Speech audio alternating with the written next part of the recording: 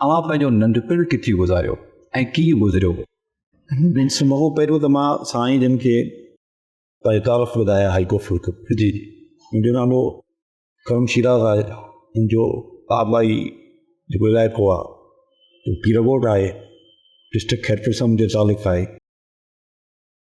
मुंहिंजो नंढपण पीरगोट में ई गुज़रियो।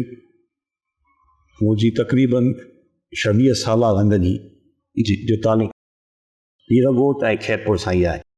ऐं इन खां को बि उथण में उमेदु न रहियो।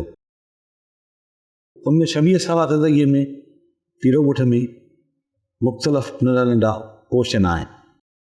पहिरियों क्वेश्चन 4-5 सालनि जा ई हमस हुयासीं त मुंहिंजो वालिद साहिबु गुज़ारे वियो।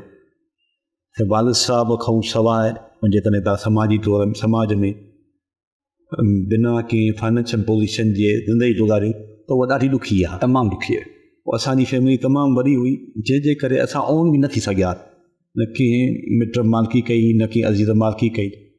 पोइ असांजो नंढपण महसूसु थो थिए जीअं मां ॾिसां थो अॼुकल्ह उनजे निस्बत त ॾुखे तौर वारो नंढपण गुज़रियो, आसान नंढपण न गुज़रियो, सहूलियतुनि वारो नंढपण न गुज़रियो।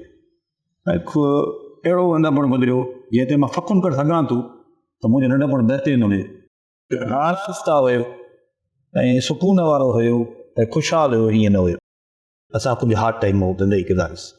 वालिद साहिब जा 16 सालनि ताईं वालिद साहिब जे वञण जे करे अॻियो बिल्कुलु न त माण्हू पेरनि ते बीह सघे थो। बिल्कुलु मां सम्झो त वालिद साहिब जो समाज में पुट लाइ हुजणु ॾाढो लाज़मी आहे।